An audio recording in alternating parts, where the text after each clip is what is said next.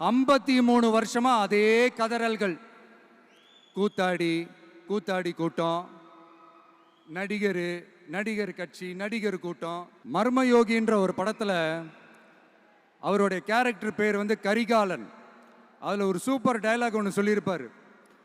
குறி வைத்தால் தவற மாட்டேன், தவறுமானால் குறியே வைக்க மாட்டேன்.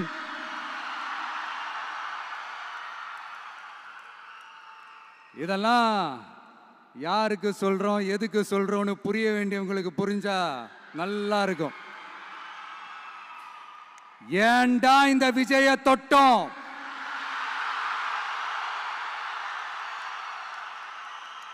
ஏண்டா விஜய் கூட இருக்கிற அந்த மக்களை தொட்டோம்? நினைச்சு நினைச்சு நினைச்சு ஃபீல் பண்ண போறீங்க. அப்புறம் நமக்கு இந்த அரசியல் புரிதல்லாம் இல்லை, அது இல்லை, இது இல்லை.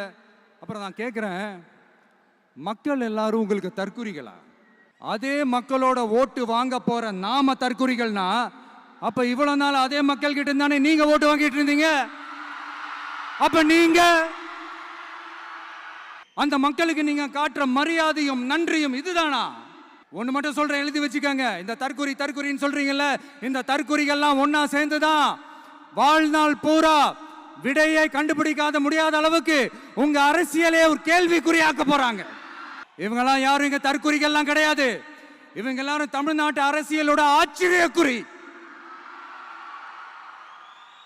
இவங்க எல்லாரும் தமிழ்நாட்டு அரசியலோட அந்த மாற்றத்திற்கான அறிகுறி. சும்மா லாஜிக்கே இல்லாம தற்குறி.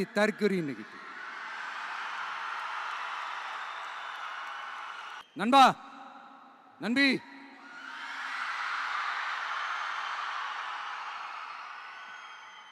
எல்லா மேடையிலும் ரிப்பீட்டடா ஒரு விஷயம் நான் சொல்லுவேன்ல, இப்ப நீங்க சொல்லுங்க.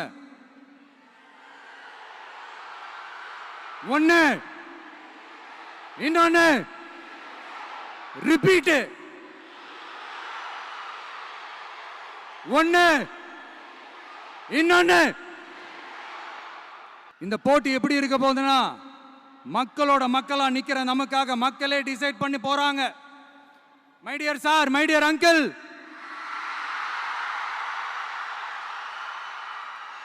ஆல்ரெடி டிசைட் பண்ணியாச்சு. கான்பிடென்டா இருக்க மக்களே, நல்லதே நடக்கும், வெற்றி நிச்சயம். மீண்டும் சந்திக்கும் வரை நன்றி, வணக்கம்.